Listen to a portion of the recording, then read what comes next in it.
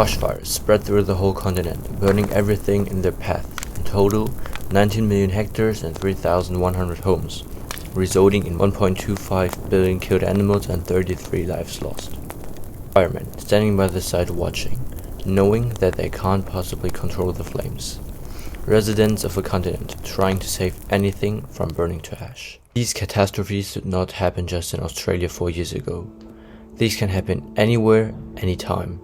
But let me introduce you to an organization that's not just trying to solve this problem, but also 16 others.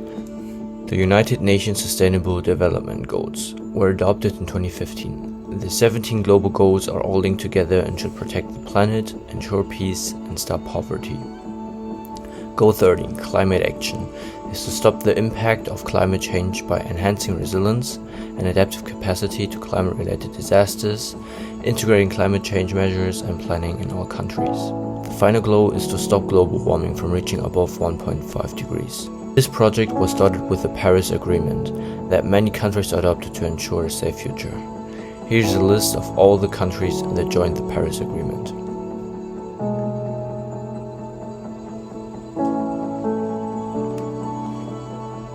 The real origin of this goal started in 1992, when a 13-year-old girl named Carlos Suzuki held a speech at the Earth Summit in Rio de Janeiro. Do not forget why you are attending these conferences, who you're doing this for.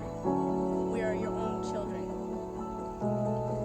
You are deciding what kind of world we are growing up in. This speech inspired future generations to take action, such as Fridays for Future, started by Greta Thunberg in August 2018, or Plant the Planet by Felix Funkbeiner, a 9-year-old, in 2007. Goal 13 has more goals than just mentioned, including the improvement of education, the awareness raising of the current situation, and promoting mechanisms for raising capacity and climate change related planning. But if it had been that easy, we would have reached the goal a long time ago. The odds of reaching Goal 13 depend on the actions taken by all the governments, businesses, and individuals. Now you could ask yourself, what can I, as an individual, possibly do to change things? Here's the answer.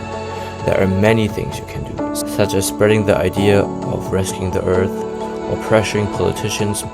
But there are even small things like eating less meat, or instead of taking the car, just using your bike. But also the stakeholders are making changes. The number of deaths due to disasters per 100,000 decreased from 1.64 to 0.86 in 7 years. And the global climate finance flow reached an annual average of $803 billion. The Conference of Parties, short COP, where stakeholders from all over the world meet. They discuss the progress of the current situation and measures for the future.